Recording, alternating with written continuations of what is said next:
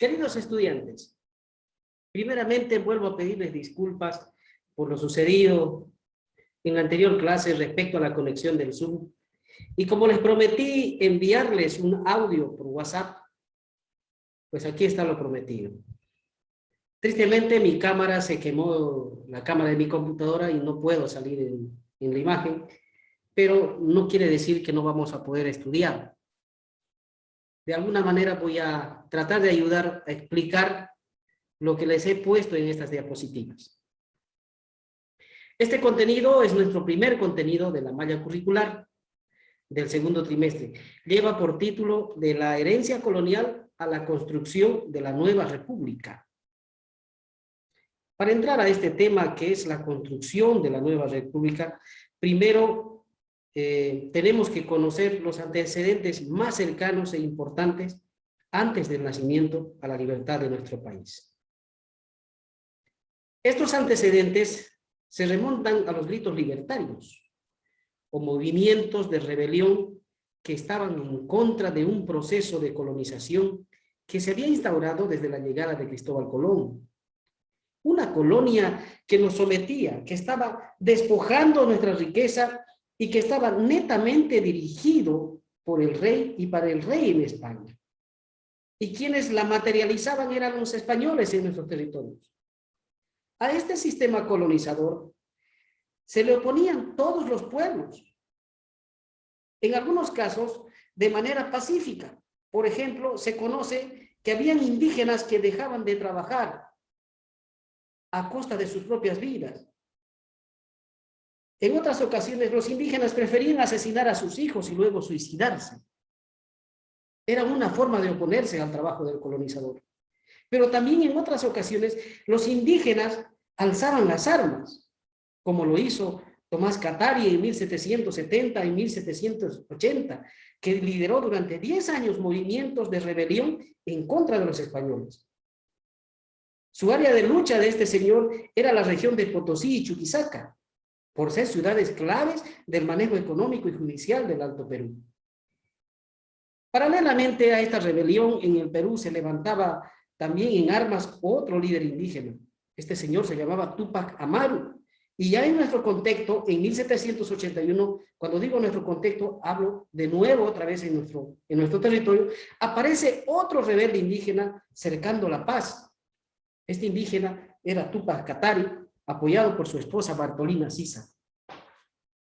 Pero el primer grito libertario más publicado en los libros es el que se da en Chuquisaca, el 25 de mayo, encabezado por el criollo Jaime Sudáñez. Posteriormente al grito libertario de Chuquisaca, Pedro Domingo Murillo se rebela contra la corona española, el 16 de julio de 1809 en la ciudad de La Paz. Estos últimos movimientos son los movimientos libertarios que desencadenan una oleada de movimientos y alzamientos armados, los cuales concluyen en 3 batallas fundamentales. Uno es la batalla de Junín, otro la batalla de Ayacucho, y la última batalla es la batalla de Tuxtla. En la última batalla en realidad no fue una batalla que les voy a aclarar más adelantito. Ha sucedido un acontecimiento extraño, pero que evitó el derramamiento de sangre de personas inocentes. En la batalla de Junín, que se liberó o que se peleó el 6 de agosto de 1824, hace su aparición uno de los líderes magníficos de nuestra emancipación, es don Simón Bolívar, que encabezaba un ejército multitudinario, y gracias a su participación heroica, que fue fundamental para la victoria de la batalla de Junín, se hizo merecedor del título de Gran Libertador. Seguido a esta batalla, se libra la batalla de Ayacucho, que se luchó el 9 de diciembre de 1824, donde también lucha brillantemente otro de los personajes fundamentales para conquistar nuestra libertad. Él es don Antonio José de Sucre, que gracias a su lucha y su victoria en la batalla se le reconoce con el título honorífico de Gran Mariscal de Ayacucho. Posterior a estas 2 batallas, se dio la última batalla que va a dar conclusión a todo este periodo de alzamientos y rebeliones. Esta batalla se la conoce como la batalla de Tumuxla, que se libró el 1 de abril de 1825, liderado por el patriota Carlos Medinaceli Lizarazu. Les decía que esta batalla en realidad no fue una batalla como la de Junín o como la de Ayacucho, porque el ejército patriota, liderado por Lizarazu, era por miles de soldados, estaba integrado por miles de soldados. Y a diferencia de ellos, el ejército que salió al frente a defender la corona española eran unos cuantos, unos 100, 150, no sabría decirles exactamente, pero eran un número reducido de soldados comparado a los patriotas. Y al verse, dice ellos, en desventaja los españoles, uno de los soldados españoles agarra su arma y le dispara por la espalda, en la cabeza, a su líder, a Goyeneche, y lo mata. Con esta acción se evita la batalla y el derramamiento de sangre, pero es considerada esta como la última batalla final, como la batalla de Tumuxla, porque precisamente se peleó en Potosí. Muerto el español que sentaba presencia de la corona en el Alto Perú, el mariscal Antonio José de Sucre lanzó un decreto convocando a representantes de las 5 provincias para decidir el destino del Alto Perú. Esta asamblea se la llama Asamblea Deliberante. ¿Por qué? Porque se discutieron sobre los destinos de la patria, especialmente sobre 3 planteamientos principales. El primero es la anexión al Alto Perú, perdón, del Alto Perú a la Argentina, porque en principio cuando el Alto Perú era la Real Audiencia de Charcas, pertenecía al Virreinato de La Plata. Pero el Virreinato de La Plata se había liberado de los españoles y al no ser más ya una colonia española, quedaba la Audiencia de Charcas quedaba sola. Entonces aparece el Virreinato del Perú y la reclama para ella, anexándola en su territorio.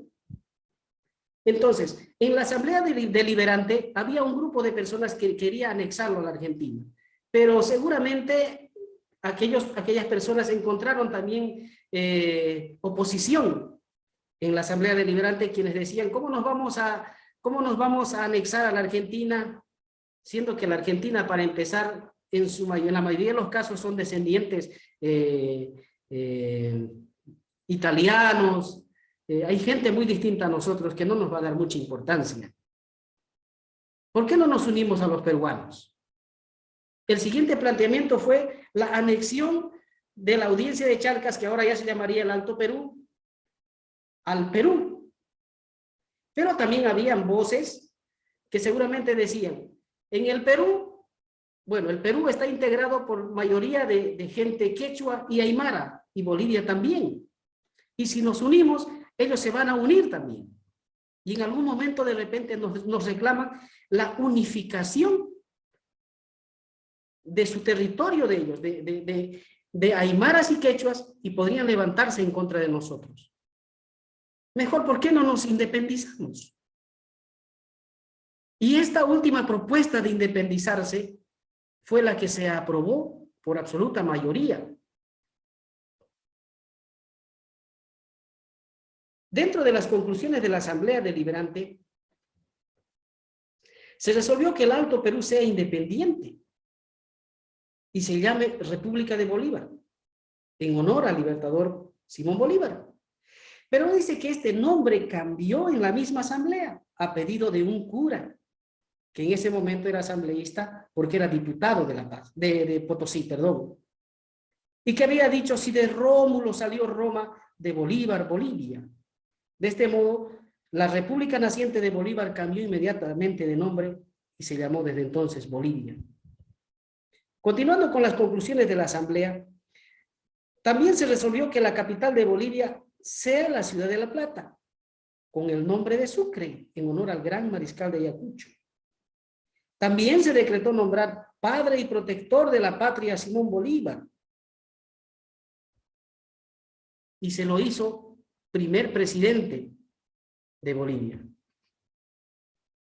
Una vez posesionado Simón Bolívar en el poder, él lanza una serie de decretos que benefician a los sectores menos pudientes, pero encuentra cierto tipo de oposición entre la gente que le ayudaba a cogobernar el país. Uno de sus primeros decretos es la creación del peso y prohíbe la circulación de las monedas de plata, que eran las monedas de la corona española.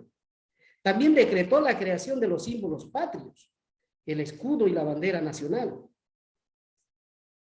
También decretó los poderes del Estado, el poder ejecutivo, el poder legislativo y judicial, que tenían que funcionar de manera separada. Ninguno de los poderes podían estar encima del otro para una mejor administración. Y en homenaje al primer aniversario de la batalla de Junín, se decretó como el Día de la Independencia el 6 de agosto de 1825. Otra de sus decisiones de Bolívar fue la división del país en departamentos, provincias y cantones. De este modo, Bolivia adoptaba un sistema de gobierno republicano, representativo, unitario. Era representativo porque este sistema democrático decía que el poder reside en el pueblo y que el poder emanaba del pueblo, en representantes elegidos en las urnas. Decía que era unitario, pero esto de unitario era simplemente en los documentos, porque en realidad en ningún momento se tomó en cuenta la participación de los pueblos indígenas. Decía unitario porque hacía referencia a la unidad de los pueblos que la habitaban en el territorio. En cuanto a la educación, también Simón Bolívar ordena la abolición del tributo indígena, y por lógica esto es rechazado por los ricos. Y en cuanto a la educación, el proyecto de educación inclusiva, él plantea una educación social e inclusiva, y para ello designa a su amigo y mentor, a don Simón Rodríguez, para que pudiera él dirigir y hacer de que la educación privilegiada deje de ser privilegiada, sino que alcance a la gente pobre, a los campesinos, en especial a esos niños que trabajaban la tierra de los patrones. También ordenó la construcción del Puerto La Mar en el departamento de Potosí, donde antes se conocía como Puerto Cobija, siendo la prueba de que Bolivia nació la independencia con salida al mar.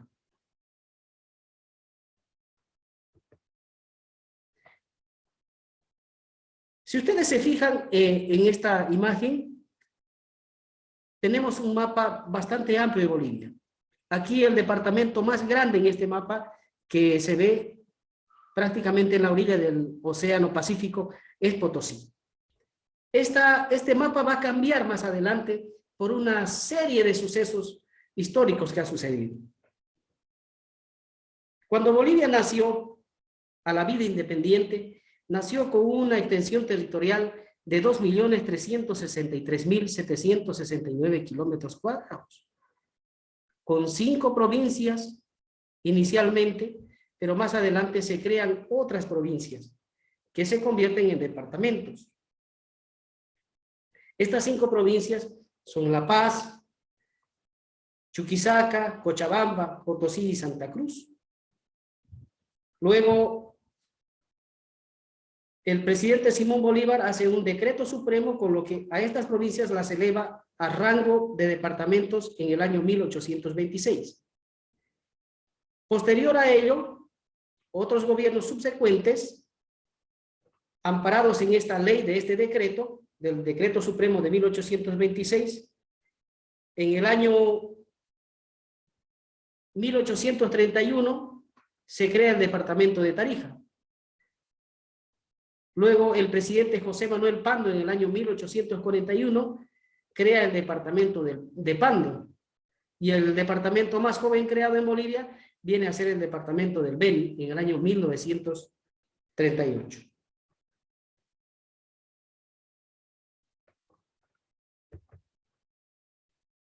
Ahora aquí en esta imagen vamos a observar que hay un cambio rotundo al primer mapa que les he mostrado. Aquí el mapa es totalmente distinto. ¿Esto a causa de qué? A causa de nuestras pérdidas territoriales. Pérdidas territoriales que hemos tenido tanto por vía diplomática como por vía bélica. Por ejemplo, con Brasil perdimos un territorio por vía diplomática, el Mato Grosso en 1860. Y por vía conflictiva o por una guerra, perdemos el Acre en 1903. Con Chile perdimos el departamento del Litoral en un conflicto bélico, la guerra de 1879. Y con Argentina perdemos también el Chaco Central, pero esto ya por vía diplomática. Con Perú, del mismo modo, por vía diplomática, perdemos el Purus en 1909. Y con Paraguay, nuestra última pérdida y la más sangrienta y la más recordada, el Chaco Boreal en un conflicto bélico de 1932. El total de pérdidas ascienden a 1.265.188 kilómetros cuadrados en toda nuestra vida republicana.